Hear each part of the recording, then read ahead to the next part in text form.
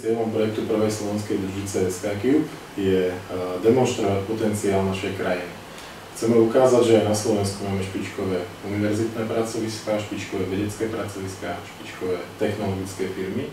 Okolité krajiny, napríklad Maďarsko, Poľsko, Rumunsko, Estónsko, už podobné družice postavilo. Dúfame, že aj vďaka projektu Prvej slovenskej družice sa nám podarí motivovať mladých ľudí, aby sa rozhodli študovať technické smery.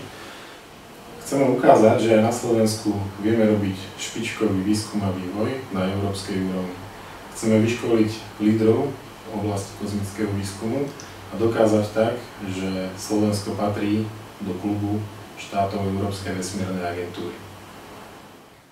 Európska vesmírna agentúra je zjednodušene povedané Európska NASA, prostredníctvom ktorej takmer všetky európske štáty vlastne vykonávajú svoj kozmický program. V spolupráci s NASA a Ruskou agentúrou a niektorými ďalšími sa účastní najväčších svetových kozmických projektov, akým je napríklad veľmi dobre známy Hubbleov vesmírny teleskop alebo Medzinárodná vesmírna stanica ISS.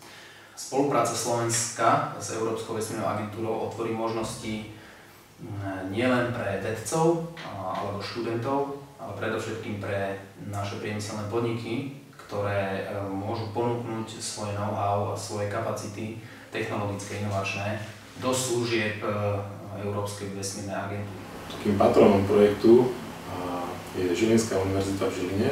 Spolupracujeme aj s Fakultou elektrotechniky a informatiky Slovenskej technickej univerzity v Bratislave a s Leteckou fakultou Technickej univerzity v Košiciach. No a experiment na túto družicu, vedecký experiment, má realizovať práve Ústav experimentálnej fyziky v Košiciach. Kocka sa skladá z niekoľkých základných modulov alebo blokov, ktoré dokopy tvoria jeden celok. Jedným z takých základných modulov je napájací modul. Ten sa bude starať o príjem energie zo solárnych článkov, ukladanie energie do batérií a ďalšiu distribúciu tejto energie pre ďalšie moduly. Ďalším modulom je palubný počítač. Je to srdce vlastne celého toho nášho CubeSatu. Bude manažovať sled jednotlivých úloh, bude sa starať o zber a spracovanie dát. Ďalším modulom je komunikačný modul. Ten bude slúžiť na obojsmernú komunikáciu so Zemou, tak aby sme mohli prijať dáta zo snímačov, fotky a naopak zo Zeme sa vyslať nejaké príkazy pre družicu.